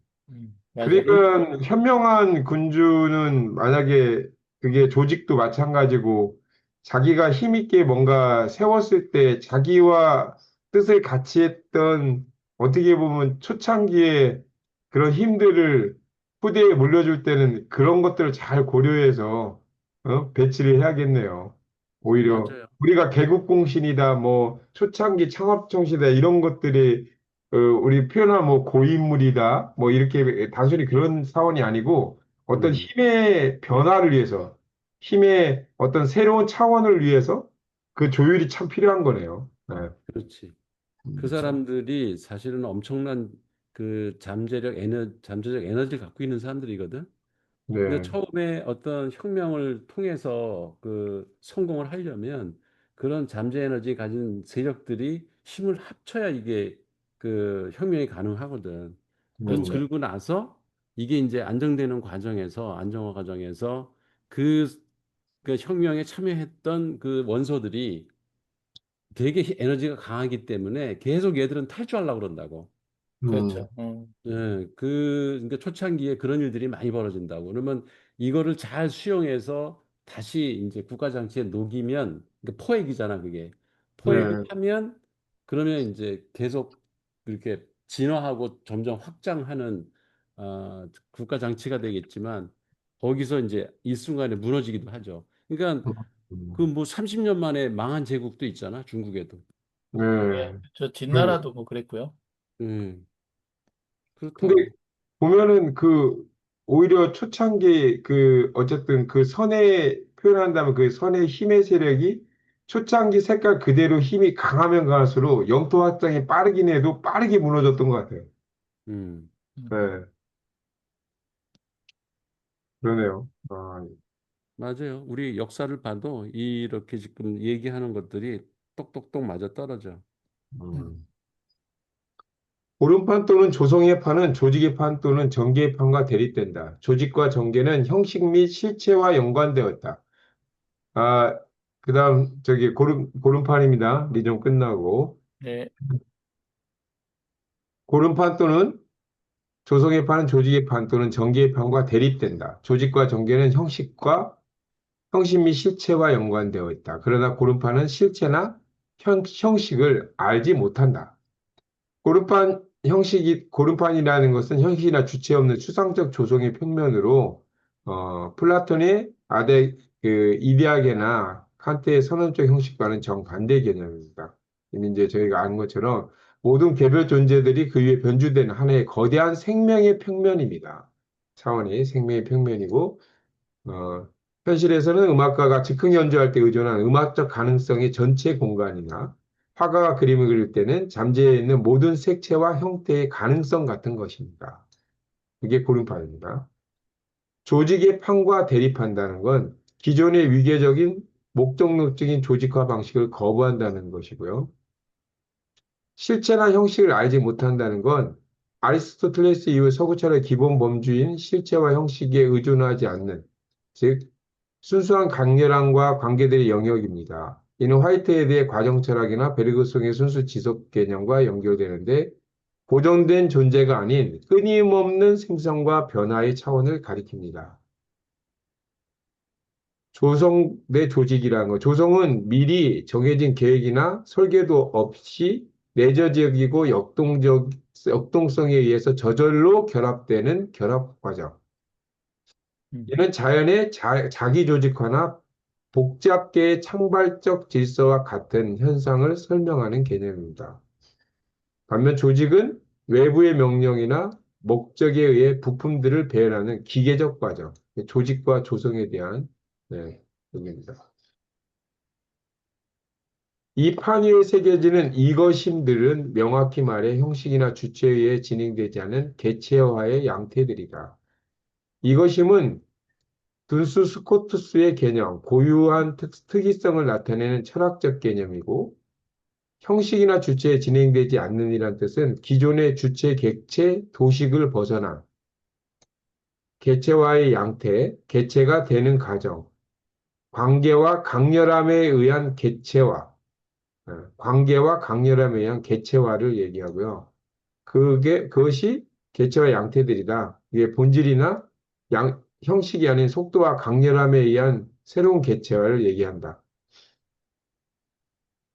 이게 그 들레즈는 그 이것임이라고 하는 거로 그 아까 그 개체라는 표현을 같이 뭐 비슷하게 쓴 것 같네요. 음. 음. 예, 알겠습니다. 그러니까 정체성의 상대적 개념인 거지. 음, 그렇죠. 근데 그러니까 이것임조차도 이것임, 존재, 예, 정체성, 뭐 이런 것들은 고정불변할 것이야. 예. 근데 이것임은 정체성은 맞는데 변하는 정체성, 그러니까 그 과정 변해서 속에, 생긴 정체성 이렇게 봐야 돼. 그러니까 뭐 한 순간 이렇게 그 생성된 그 보인 그 상태, 근데 계속 또 변하고 있는 음. 변하는 어떤 그러니까 그것이 좀 이것이, 있다가 또 변할 수도 있는 정체성을 얘기하는 거예요. 그렇죠. 예, 그러니까, 예.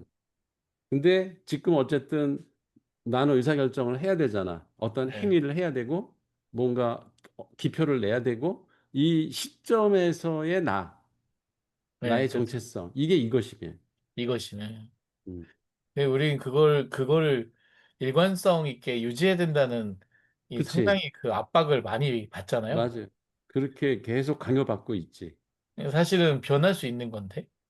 너의 정체성이 뭐냐라는 질문을 하는 것 자체가 그걸 강요하는 거야. 너는 변하면 안 되는데 네. 작년에는 이렇게 얘기하고 왜 오늘은 이렇게 얘기해? 어?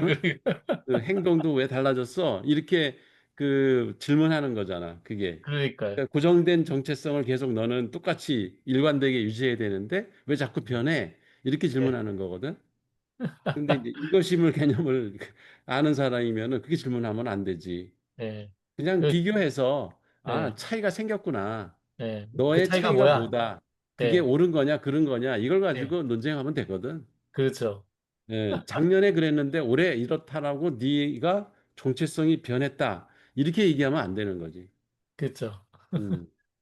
근데 정치판에서 보면 맨날 그 싸움해요. 그 싸움이 이 고정된 그걸 왜 이렇게 일관성을 요구하는지 그러니까 동일성과. 저기 여당일 때는 어땠는데 이거 뭐 야당이 되니까 변했다든가 야당이었으면 어때 뭐라고 그랬는데 왜 여당이 되니까 딴소리 하냐 이런 얘기 갖고 맨날 국회에서 싸우잖아. 그러니까요. 그 이것임을 아는 사람이면 그렇게 질문할 게 아니지. 그렇죠. 그건 그때 대처하면 되고 지금 이 네. 시점에서는 당신이 얘기하는 게 뭐가 틀렸다라고 논쟁하면 되는 거야. 그걸 갖고 과거에 이랬으니까는 너는 이래면 안 된다는 얘기하는 거는 아무 의미 없는 얘기인 거죠. 의미 없는 얘기인 거죠. 음, 음. 어, 이것심이 아주 좋은 단어였어요. 예. 기관 없는 몸체가 기관 없는 몸체들이 작동하고 있다. 966페이지에 그 고원들 얘기하는 거죠. 기관 없는 몸체들이 작동하고 있다고 말할 수 있을 것이다. 기관 없는 몸체라는 건 지층적 조직을 거부하는 탈구조화된 몸체를 얘기하고 있고요. 그것이 지속적 과정을 펼치고 있으면서 하나의 통일된 몸체가 아니라 다양한 몸체들의 복합이라고 표현하는 그 몸체들의 복수형으로 표현하면서 강렬한 연속체가 기관의 기능보다 강렬의 흐름을 우선순위하는 말로 볼 수 있습니다. 그래서 고름판의 결론은 고름판과 기관 없는 몸체는 형식과 주체를 넘어선 순수한 생성의 표면, 기존 조직화를 거부하고 새로운 개체화 방식을 실험하는 창조적 영역을 말하고 있습니다. 이 기관 없는 몸체에서 기관이 오간이잖아요. 그러니까 그 오간이잖아요. 오간. 그쵸? 오르간. 네, 오르간. 음. 그러면 그 오르간이라는 것이 자체가 뭔가 의도해서 만들고 그 조직화 시켰다라는 건데, 딱 그렇게 이해하면 그게 없는 거니까, 그 조직화된 어떤 그런 게 없고, 그냥 가능성만 있는 그런 상태라는 거죠. 예. 그러니까 음. 어제 그 베르베르의 그 공연이 예. 전형적인 그 기관 없는 기계예요. 음. 지휘자가 그러네. 없어요. 맞아요. 없었어. 지휘자가 중간에서 권력의 중심에서 코드를 어, 강요한다고 그 그렇죠. 구성원들한테. 그게 이제 전형적인 그 뭐야 오케스트라 저기 연주 방식이잖아. 그렇죠. 근데 베르나르 베르베르는 그게 싫은 거야. 그냥 아, 자기도 그냥 그 나레이터로서만 참여를 하지 음악의 지시자가 아니야. 그거 찍었어야 되는데. 그 생각해보니까 정말 각자가 알아서 했네. 알아서 연주하잖아. 근데 마치 너무 괜찮았어. 재즈 공연 보는 것처럼 나는 감상을 했어. 어, 그리고 이게 앉아 있기도 하고 서 있기도 하고 완전 그리고 리좀식 연주였어. 어, 그 네. 바이올리니스트들도 그 바이올리니스트는 주로 서 있었지 왼쪽에. 그 네네네. 비올라 이쪽은 다 서 있고 이제 음, 첼로 하는 애들만 무거우니까 이제 앉아서 콘트라베이스하고 이제 첼로는 오른쪽에 앉아서 연주를 하는데 그 뒤에 바이올리니스트들도 다 서 있고 이게 유동적으로 움직여. 그다음에 이 드럼이 없잖아요. 네, 음, 드럼이 없어요. 그 타악기가 없으면은 이게 이제 선율로 계속 흐르잖아. 이게 그렇죠. 현악기는 그냥 계속 연속된 거라고. 그 플루트도 계속 연속된 음이거든. 그렇죠. 그러니까 이게 고름판을 보여준 거야, 어제. 음, 아, 그렇잖아. 네. 끊임없이 리듬만 흐르잖아. 계속 흐른다고. 음, 음악이. 그러니까 그거를 모르는 사람 입장에서 보면은 좀 지루하지. 왜냐면 단절이 없으니까. 맞아요. 드럼에서는 단절을 주거든. 팍팍. 그리고 임팩트를 아, 줘가지고 그 끊는다고 이렇게 맥을 딱딱딱딱 끊으면서 이제 이어가는데 이건 그런 게 없잖아.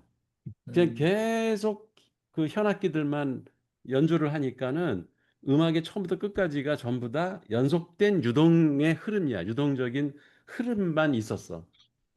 그 음, 되게 특이한 연주였던 거지. 그, 이거 녹음이라도 했어야 되는데, 그거 안 했네. 아니, 그게, 생각해보니까, 우리가 리토르넬로도 있었어요, 거기. 그렇지. 앞에, 반복된 리듬인데, 변주가 계속 연주가 있고 들어가면서, 그랬네. 긴장과 엄청 완화가 졸렸거든. 계속되고 긴장과 완화가 되잖아. 그래서 그 막 그냥 무슨 맞아요. 저기 뭐야 폭포가 몰아치듯이 연주하다가 아, 또 평화롭게 잔잔하게 가다가 그냥 또 몰아치다가 이게 리토르넬로의 전형적인 모습이잖아. 그랬었다. 나 항상 녹음하는데 그날따라 왜 안 했지? 그러니까 어제 그 연주는 아, 그 들레즈의 철학을 베르나르 베르베르가 무대로 보여준 거야. 멋이네요. 아니, 아니, 베르나르 베르베르 같으면은 충분히 그렇게 하죠. 지금 소설 자체가 그거니까. 예, 맞아. 그 사람 지금, 소설도 그런 식으로 써. 이 키메라의 땅 자체가 그, 어떻게 보면 새로운 사피엔스의 어떤 를 계속 막 뭐라고 해야지? 그 체질들을 다 다르게 만든 거잖아요. 근데 음. 그거 자체가 어떻게 보면 지층으로 보면은 그건 계속 변화를 일으키고 복합적으로 만들어내면서 결과적으로 그거를 마지막 결론에서 그 그게 어떻게 됐던 간에 음, 결론에서도 그거에 대한 창조 자체를 긍정적으로 보는 거. 창조 자체의 과정이 창조 자체가 아름다운 걸로 보는 관점이라든지 이게 수묵형 사고가 아니에요. 예, 이거 자체가. 음, 맞아.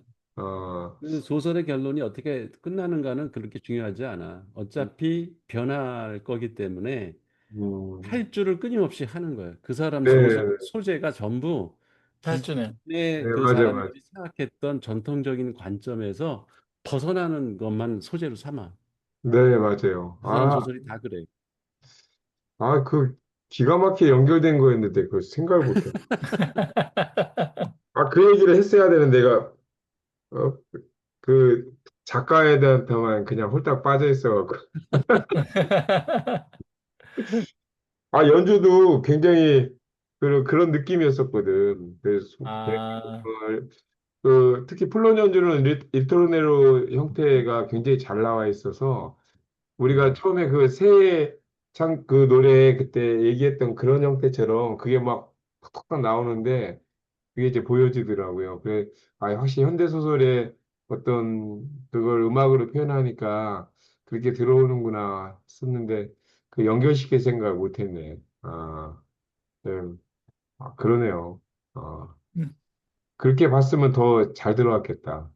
그게 그 음, 지루한 녀석이 있었어요. 그게 그 두 번째 그 부분도 그랬고 이제 현악기가 들어가니까 계속 선율이 음, 계속 그 똑같은 반복으로 막 이루어지고 그게 선 자체가 고름판 표현하면 고름판 자체가 탈주가 이루어지기 전까지는 계속 졸릴 정도로 이렇게 막 이렇게 맞아. 계속 마이너 코드처럼 막 움직여지니까 우와, 이게 막 그 내용을 나도 정확히 알고 간 상황이 아니니까 그게 알아도 그랬을 것 같아. 근데 이게 그래서 그 코드를 그런 식으로 사용했구나. 그러다가 나중에 탁 탈출해버리려고 하려다 보니까 충분히 고름판을 만든 거야. 음. 그러니까 보통 일반적인 그 연주회를 가서 감상을 하면 리드를 해요. 네, 그 주제가 딱 맞아요. 정해져 있고, 그러니까 수목형으로 이제 어, 연주를 되게 한다고. 그래서 오늘의 주제는 메인 주제는 뭐고, 거기에 하위 섭 주제들이 뭐고, 이렇게 계층 구조로다가 이미 틀이 딱 짜여져 있어요. 그래서 연주가 그 각 셀을 메꿔 나가는 방식으로 영토화를 이렇게 뭐라 그럴까? 아까 뭐지? 그걸 왜 그 그 선 긋는 거. 음, 매끄러운 게 아니라 네, 호미페인 공간을 딱딱 제시해줘야 사람들이 이 연주회의 주제는 뭐였고 여기서 다뤘던 그 저기 뭐야 그 악기들이나 아니면은 거기에 그 지휘자가 누군지 확연하게 드러나야 되고 그 그렇죠. 다음에 그 음악의 주제가 뭐라는 거가 뚜렷이 다 드러나줘야 그래야지 만족하고 나간다고. 근데 어저께 아마 베르나르 베르베르 사인 받으러 왔지, 이 사람이 누군지 보러 왔지, 그 음악이 왜 기존의 음악과 다른가, 이거를 깊이 있게 생각한 사람 많지 않았을 거예요. 네, 맞아요. 어제는 그야말로 그냥 고름판을 깔아준 거야. 근데 그 베르나르 입장에서는 좀 섭섭하겠네요. 그 상관 안 해, 그 사람들은.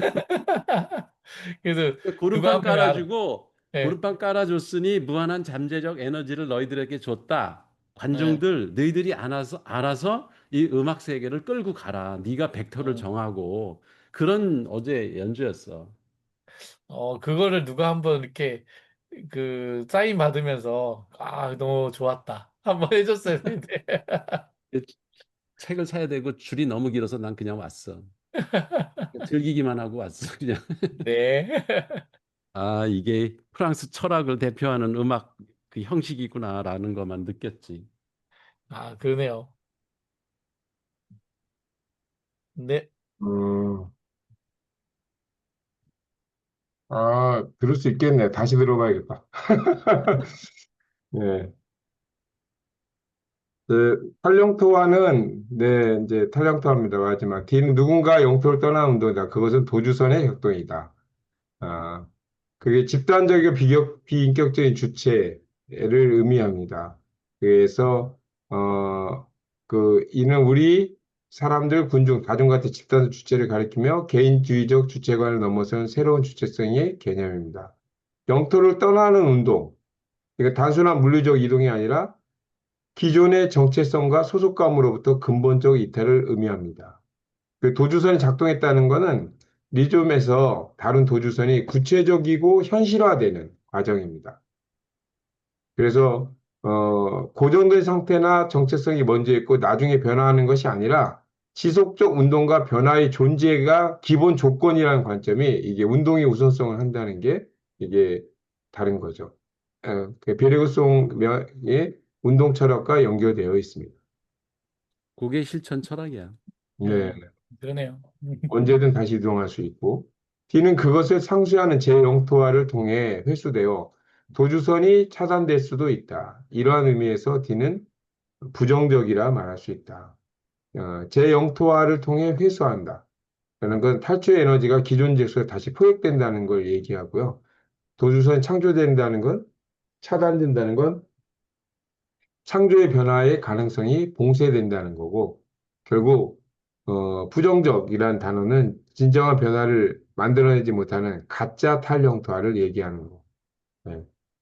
포획의 메커니즘이라는 것은 결국 자본주의 국가 장치에서 탈영토화의 전유 방식을 얘기합니다. 끝으로 대지는 결코 뒤의 반대가 아니다. 거기서 중심을 벗어난 것이 강렬한 것이건 타오르는 화로인 대지는 영토 바깥에 있으며 오직 뒤의 운동 안에만 존재한다. 대지는 뒤의 반대가 아니라는 것은 대지를 보수적이고 반동적인 것으로 보는 관점을 거부한다는 거고요. 중심을 벗어난 것이 강렬한 것이다라는 건 탈중심적이고 강렬한 생명력으로서의 대지를 말합니다. 영토 바깥에 있으며 그것은 기존의 영토적 경계를 넘어선 우주적 차원을 얘기하면서 뒤의 운동 안에만 존재한다는 것은 대지는 탈영토화를 통해서만 발견되는 창조적 잠재성이라는 얘기입니다.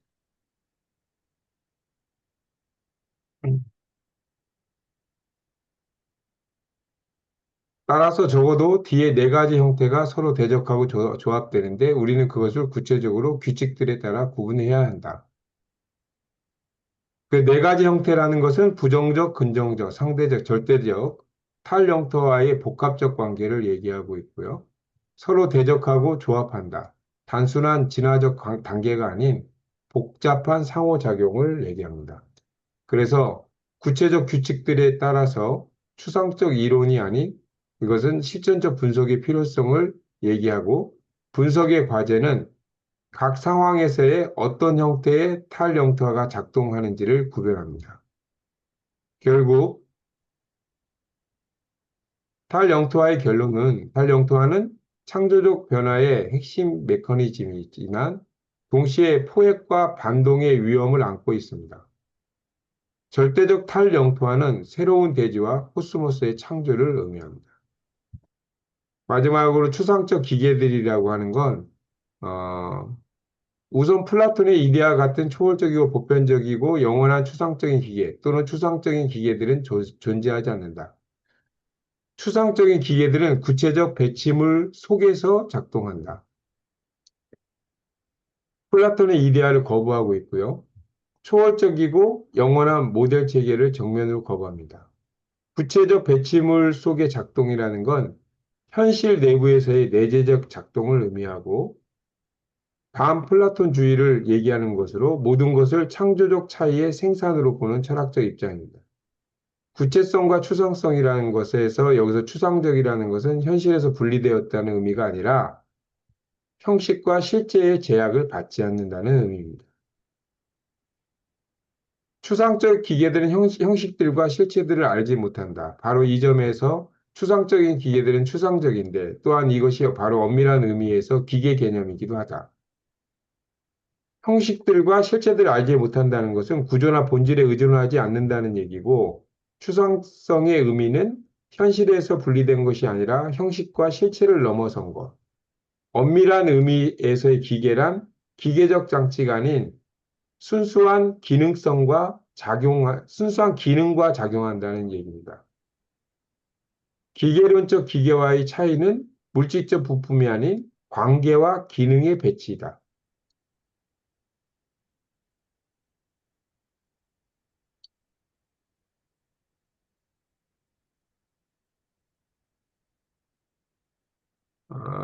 좀 넘어갈게요.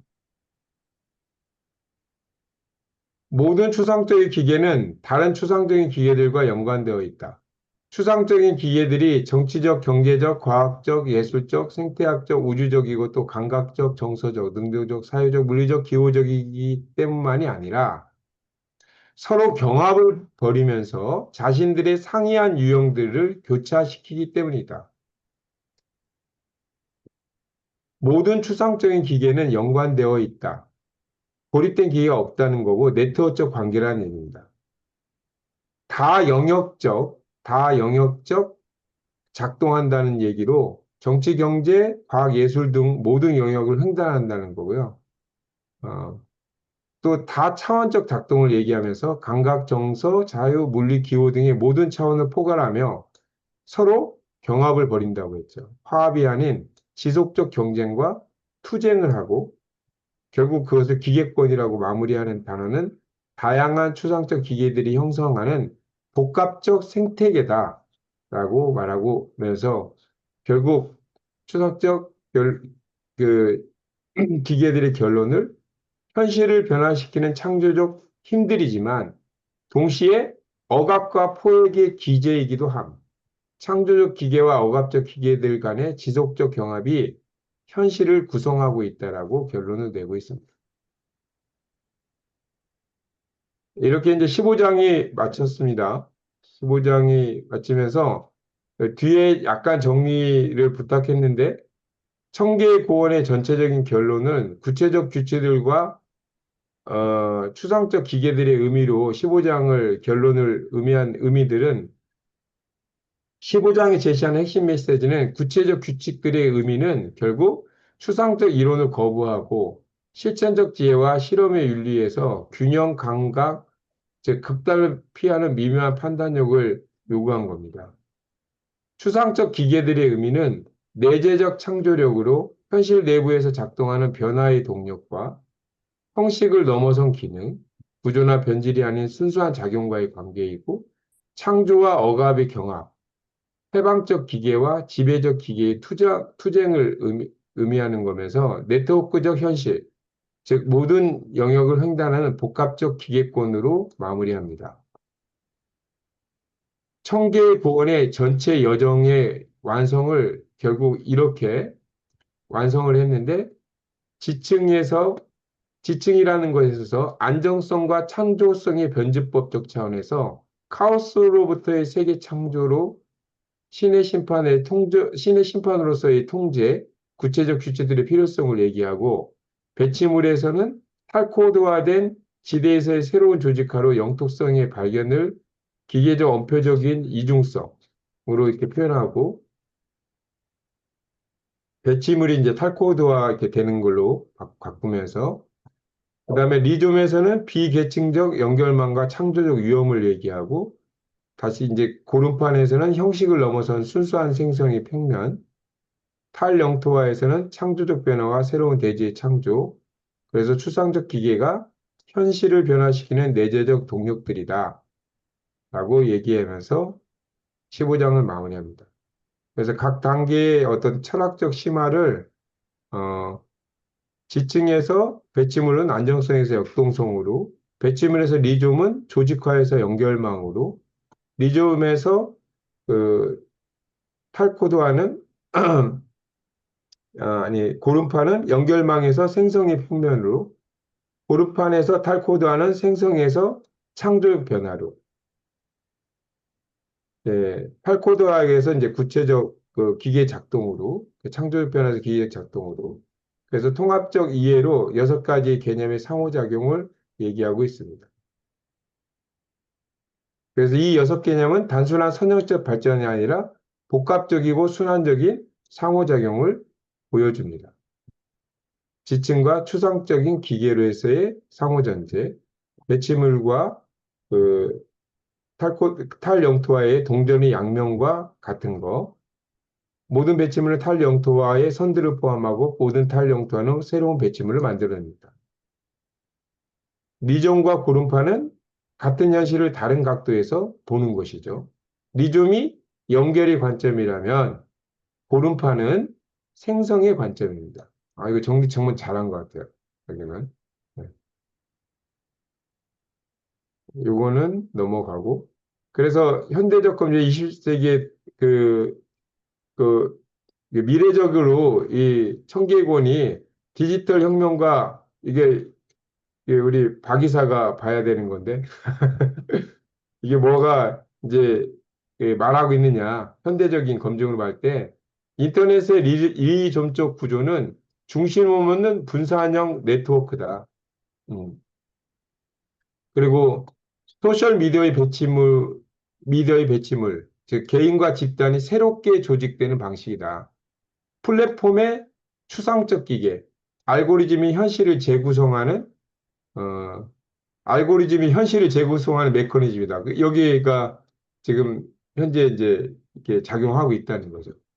기후 위기와 탄력토화도 관계에 있는데 지구의 탄력토화가 결국 인류세라는 새로운 지질학적 조건을 갖고 생태적 배치물이 인간과 비인간의 새로운 결합이 이루어졌죠. 녹색 전환의 추상적 기회가 탄소 중립을 위한 사회 전반에 또 변화가 일어났죠. 팬데믹과 기관 없는 몸체는 바이러스의 리듬적 확산, 경계를 무시하는 감염의 논리를 또 얘기하고 격리의 새로운 배치물, 거리 두기가 만든 새로운 사회적 관계. 이건 뭐 코로나 때 충분히 경험했죠. 백신의 추상적 기계, 생명 정체의 새로운 메커니즘으로 또 얘기하고 있고요. 그래서 지금 왜 들레지인가에서 복잡본 시대의 필수 철학서래요. 네. 아, 그런 것 같아요. 단순한 인과관계나 이분법으로 설명할 수 없는 초복잡한 시대에 기후변화, 팬데믹, 디지털 전환, 인공지능, 생명공학 등 모든 영역에 얽힌 복합 현상들. 기존 철학으로는 한계가 있다. 들레즈와 카타리 해법, 단순하지 않고 상대주의적으로 포기하지도 않으면서 정교한 분석 도구들을 제공한다. 그의 디지털 시대의 예언적 통찰로 플랫폼 자본주의와 배치임을 이루는 이런들이 거대적 추상적 기계들이라는 거죠. 구글, 페이스북, 아마존들이 추상적 기계들이고 알고리즘이라는 우리의 욕망과 행동을 예측하고 조작하는 비물체적 변형의 메커니즘이고요. 데이터가 결국 잉여 가치의 추출이고 플랫폼이라는 것은 배치물들의 새로운 공간이라는 거죠. 결국 네트워크와 사회화 리존 방식의 인터넷도 사실 중심 없는 리존적 구조의 현실화를 한 거 맞는 것 같고 바이러스 확산도 그렇고 집단 지성도 개별 주체를 이미 넘어섰고 해시태그적 정치도 정당 정치를 넘어선 횡단적 연대의 새로운 형태가 나타났죠. AI와 추상적 기계 역시 인간 의식을 거치지 않는 직접 현실을 변형하는 형식적이지 않은 기능들, 딥러닝, 명시적 규칙이 하는 패턴 인식을 통한 새로운 지능의 형태, 알고리즘의 편향성도 AI 기존 사회의 지층적 구조를 재생산하면서 동시에 변형시키는 과정, 포스트 휴먼도 인간과 기계의 경계가 흐려지는 이 대기의 과정. 이렇게 하면서 생태 자체의 새로운 활용도와 6차 대멸종을 생명의 다양체가 급속도로 소멸할 위기에 있고 플라스틱이라는 지질학적 규모의 인공적 지층 형성도 지금 생겼죠. 미세먼지란 대기란 매끈한 공간이 실제 호미페인 공간으로 변하고 있죠. 이거 정말 무섭죠. 호스트 자연과 새로운 배치물도 도시 농업에서 인간 식물 재배치물이 자연 문화 구분을 넘어섰죠. 반려동물에서 인간과 동물의 새로운 상호 대기 관계. 이거 어제 계속 말한 키메라 땅 자체가 그런 미래의 사회를 예측하고 여기 첫 번째 서문이 베드라 그래서 이렇게 얘기했어요. 여기가 인간과 동물의 상호 관계 이걸 내가 먼저 봤으면 됐는데 여기 나오잖아 여기 인간과 동물의 상호 대화 관계 새로운 사피엔스의 창조가 두더지와의 혼합물 두더지와 해갖고 새로운 인간 개체가 만들어지고 박쥐와의 개체가 만들어지고 그래서 새로운 동물대기, 새로운 인종에 대한 얘기를 하고 있어요. GMO, 유전화 차원의 종간 유전적 연결, 그런 추상적 기계들이 배치물들로 변이와 백신, 마스크, 뭐, 이렇게 그래서 개인적 차원의 어떤 질문들을 쭉 얘기하더라고요. 이거 뭐 각자 보시고 올려놓겠습니다. 쭉 가서 최종 메시지는 청계고는 21세기를 살아가는 모든 사람들을 위한 실용적 철학서래요. 복잡하고 불안정한 현실을 창조적으로 살아갈 수 있는 구체적 도구들을 제공하는 삶의 지혜서래요. 음, 어, 그, 그게 매일매일의 혁명, 거창한 사회 변혁보다 일상 속 작은 실험들, 인간관계의 변화, 생각하는 방식의 변화를 하면서 복잡정 시대를 위한 철학이고 실전적 철학이 완성이고 그래서 시간이 남으면 이거 이렇게 질문 이렇게 좀 해보고 싶은데 이건 아포리즘처럼 좀 한번 보시고 그 희망과 경고의 메시지가 드레즈 카타리의 청계구원에 있다는 거죠. 그래서 최종 메시지는 신중한 실험가가 되라고 하네요. 네. 모든 탈지층화의 시도는 우선 아주 신중한 구체적 규칙들을 따라야만 한다. 아까 우리 박 이사님이 얘기했죠. 신중한이 여기 확 들어가 있어요. 그래서 내가 이따 얘기하려고. 음. 그래서 청계고의 궁극적 메시지가 신중한 실험가가 되라고 이게 얘기하네요. 네, 안정한 현상 유지도 거부하고 무모한 파괴적 충동도 거부하며 각 상황에 맞는 구체적 규칙들을 따라 창조적이며 지혜로운 변화를 만들어가라. 그래서 이건 질문을 남겨서 이제 이걸로 다시 또 새로운 여정을 시작하라고 마무리합니다. 이상입니다. 수고하셨습니다. 수고하셨습니다. 아이고, 이게 이렇게 몇 년입니까? 1년 만에 지금. 예, 해를 안 넘긴 게 천만다행이구만. 네. 아, 9월에 근데, 시작해서 8월에 끝났으니. 예, 근데 이게 제 인생에 참 많은 부분을 또 변화를 주었습니다. 음, 이게 정말 좋은 저기 그 실체이라는 길을 살짝 이렇게, 이렇게 펼쳐봐도 될 것 같은 느낌이 들었어요. 용기가 생겼어. 에, 어, 궁금해지더라고요. 이게 근데 결국은. 지금은 충분히 할 수 있겠어. 챗GPT가 네, 도와주면. 예, 네, 예. 맞아요. 그럴 것 같아요. 음. 그리고 수학 그 지능이 워낙 좋아서, 네, 한번 그 부분 한번 넣어볼게요. 그래서 너무 잘 해석해 주니까, 네. 그거 들어가면 스트레스 받을 테니까 그냥 또 지난번처럼 그러니까 한번 넣어보면서 완성되면 보고 완성되면 보고 우리 그렇게 하면서 가볼까요? 그냥 아예 네. 핑계치지 말고 우리 10년이 더 걸릴 수도 있어. 일단 교수님 역사 올려주신 게 뭐죠, 책이? 그러게 나도 책 제목도 잊어버렸네. 오래돼가지고. 그 그때 우리 올려주셨었나요? 여기 올려놨었어. 그쵸? 예. 무슨 역사인데? 뭐 그러니까. 사물들의 역사였나? 뭐 아, 무슨, 어, 그쵸? 그때 올려놓으셨던 것 같긴 한데.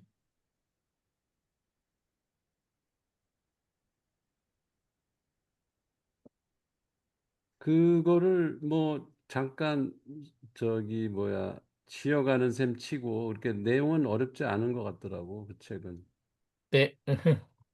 스트레이트하게 읽을 수 있는 책이라서 그 책을 좀 쉬어가는 셈 잡고 하고 실제 이르는 길로 들어갈 건지 아니면 바로 들어갈 건지. 아니면 한번 좀 뭐 좀 보고 들어갈 건지.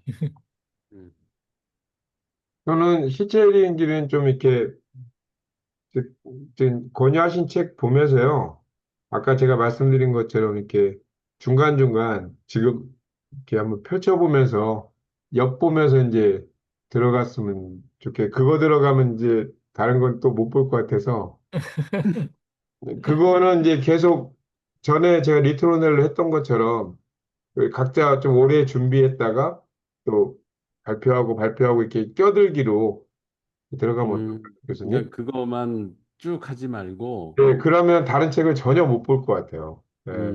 근데 이제 오랫동안 지금 보지. 이제 좋은 게 실제 얘기를 보는 시선이 저희가 상당히 넓어져서 음, 이제 또 조건이 많이 좋아졌기 때문에 저희가 이제 한번 시도해보고 그러면서 다른 책도 보면 더 좋을 것 같고 그 전에 제가 사실 이거 마무리하면서요, 시간만 되면 앞에 거 정말 빨리 지나가고 결국은 똑같은 건데 단어 또 문장 해석 때문에 또 오래 걸렸는데 저는 사실 마무리는 저희 오프라인으로 만나면서 책거리 지금 음, 이제 마무리 하셨잖아요. 그래서 음, 이 질문이 괜찮으면 저희 이거 같이 나누면 좋을 것 같아요. 음. 네.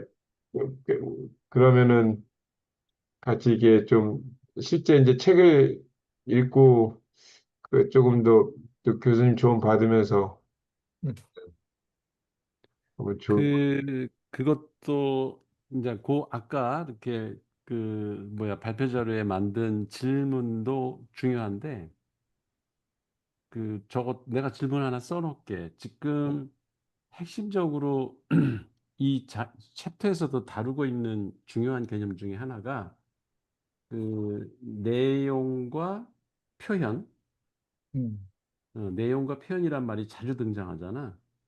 음, 내용과 표현, 그 다음에 형식과 실체, 그 다음에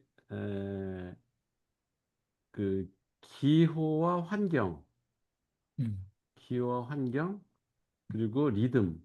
이렇게 7가지 개념이 그러니까 내용과 표현, 뭐 형식과 실체 이런 거는 이렇게 쌍으로졌는데 리듬은 따로 있어요. 리토르넬로에서 나온 말인데 이 7가지 그 개념들을 이게 명확히 구분할 필요가 있는 것 같아요. 음, 이게 유사한 것 같기도 하고 기존에 다른 데서 쓰는 말하고 이렇게 이 사람들의 그 정의가 좀 달라서 이걸 음. 명확히 이해해야 같아요. 어, 이, 이 책을 전체 이해하는 데 도움이 될 것 같아요. 아, 네네. 예. 네, 그래서 예를 들면 이런 거야. 그러니까 뭐 피카소 그림 명작 중에 대작 중에 왜 게르니카 있잖아. 스페인 내전 다룬 그림. 그게 이제 하나의 모델인데 어, 저기 피카소의 게르니카를 이 7가지 측면에서 그것의 내용은 뭔가, 그것의 표현은 뭔가, 형식을 뭐고, 실체가 뭐고, 기호가 뭐고, 환경이 어땠나, 그리고 거기 안에 리듬이 있나, 이렇게 한번 구체적인 한 사례를 놓고 속을 들여다보는 거야. 그러면 이게 이제 7가지 개념이 명확히 이해가 될 수 있거든요. 아, 뭐, 네네네. 저기 베토벤의 운명 교향곡, 이런 음악을 하나의 뭐, 그것도 일종의 추상적 기기가 될 수도 있고, 그게 배치물이 될 수도 있고, 개체가 될 수도 있는 것들이에요. 그런 게 작품이니까. 이게 하나의 모델인데, 이거를, 7가지 개념으로 다 한번 뜯어보는 거예요. 음, 운명의 내용이 뭔가, 운명의 표현은 어떤 식으로 했나, 형식이 있나, 실체가 뭐지, 기호는 어떤 거야. 그걸 작곡할 때 베토벤의 어떤 환경이었나, 그 다음에 그 안에 리듬은 어떤 패턴을 보이고 있나, 이런 걸 뜯어보는 식으로 하면 이 7가지 개념이 이 책의 전반에 걸쳐서 계속 나오거든요. 음, 음, 지금 15장에도 첫 번째 페이지 맨 밑엔가 거기에 나와 그 문장들이 계속. 음, 이게 지금 스킬이 됐거든 그 부분이. 네, 예. 그래서 이 부분도 같이 어, 한번 우리 저기 뒤풀이 할 때 네, 한번 얘기를 해봅시다. 그래서 이게 명쾌하게 개념화를 하는 게 중요할 것 같아요. 예, 음, 네, 알겠습니다. 예. 알겠습니다. 자, 수고하셨고요. 그러면 저기는 언제 해? 다음 다음, 주에 할까? 다음 주에 괜찮으세요? 나는 괜찮아요. 네, 저도 괜찮습니다.